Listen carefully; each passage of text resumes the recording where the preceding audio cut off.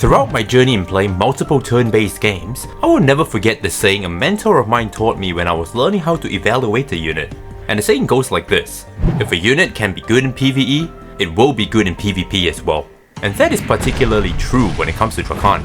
As the final dragon and once the ruler of Dreadnought, it's only correct of me to show my respect and talk about my experience being under the reigns of this dragon mummy. But before we get into discussing Drakhan, please, for me, like the video, subscribe to the channel, and smash that noti bell. So Drakhan, a DPS who inflicts curse and reduced critical hit chance and increases the damage proportional to the number of buffs and debuffs on the target, is quite a treat, visually and in-game. Visually, she has the presence to make you think twice about whether you want to pull your phone out and oogle over her in public. Commander, should we pull out? Never pull out! In-game, she is obviously really strong against any kind of boss unit in PvE, simply because of the curse stacks she will inflict on them since it ignores resilience.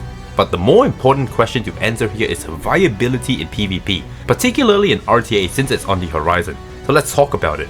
Before we can even talk about her viability in RTA, we must first understand how she works and how to bring out her full potential with her gearing. Drakhan's S1 and S3 damage is tied to the amount of buffs and debuffs on the unit you want to smash their faces in. The more buffs and debuffs, the harder she hits them.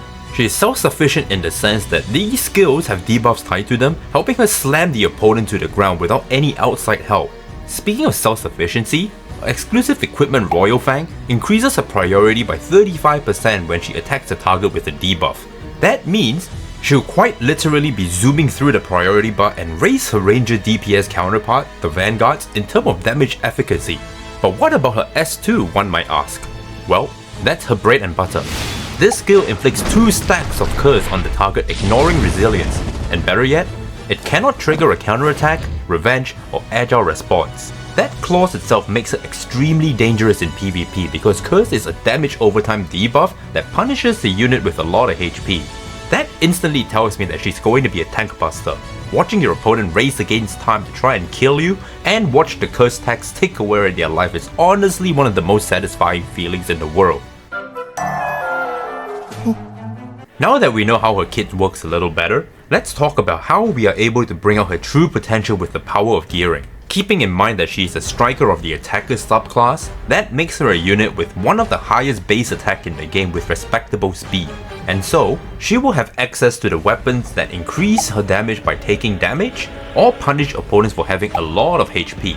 Considering the fact that she's an attacker subclass, plus the fact that she punishes the unit with a lot of HP already, Surefire Javelin would definitely be the best in slot in this instance. As far as the necklaces go, you can play this one of 2 ways.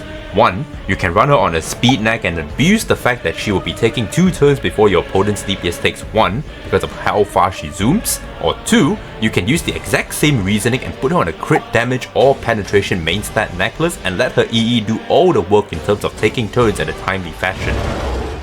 As far as armor goes, immunity set is a must-have on her because of the fact that she needs her skills to function and not get fucked over by this one pesky irregular hunter who thinks she's a hero from DK.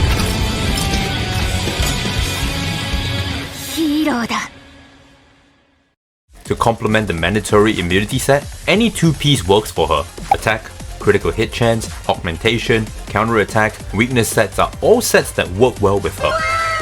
Still with me so far? Good. So how do we fully utilize her in PvP? When we're talking about PvP, she's a unit you'd rather have fighting for you than rather against you. I've been spamming her a lot in Arena to figure out how she works, so buckle up. I'm about to lay it out for you. For starters, she is indirectly quite tanky for a DPS, not because of her absurd health, but because her S3 inflicts crit rate down, which is a 50% decrease in critical hit chance. It's almost guaranteed that your opponent's DPS is never landing a critical hit on you or your team. That instantly makes her a DPS that isn't selfish, but a team player. Throwing this skill onto a DPS like D Stella literally means she is never critting you the entire game because of the nature of how slow she is typically built.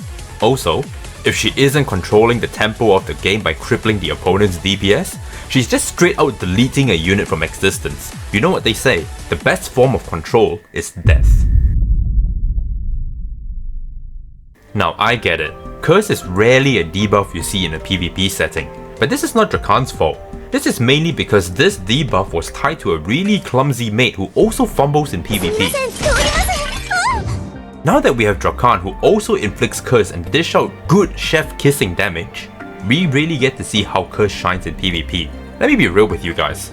The fact that this skill lands 2 stacks of curse and it's also tied to the effect that allows you to ignore resilience and any form of retaliation like counterattack, agile response, and revenge is huge. Drakhan gamers can happily slam this skill into D-Stella, take a good chunk of her HP, and let curse finish her off without ever triggering revenge. That is actually so satisfying. I mean, look, I'm not talking out of my ass here. I've actually done it. Just watch this. 勤務時間ですか？いや。起こさないで。戦うぞ。バーリューこそだ。最強。哀れなか。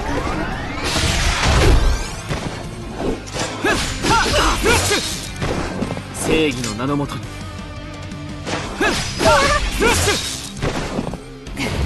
危機か。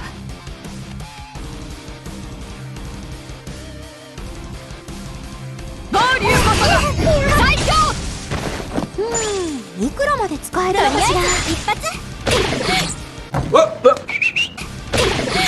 Aside from all of that, I did encounter one issue with her, and that issue is literally being so good at what she does, which is killing things, and she denies you the satisfaction of watching your opponent suffer. You wanna know why I did so many test runs with her? That's because she kept obliterating units when all I ever wanted was to watch Drakhan curse the fuck out of this Insomniac nun for tormenting Arena since her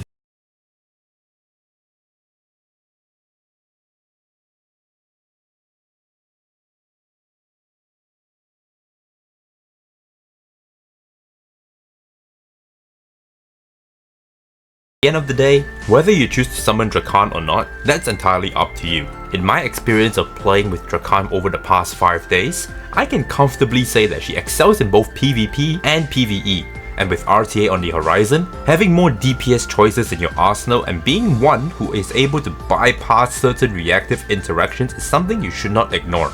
If you are using Drakhan, let me know down in the comments below what you think about her, and while you're there, please, for me, like the video, subscribe to the channel, and smash that noti bell. But seriously though, would you skip the opportunity to bless your account with our one and only Dragon Mommy?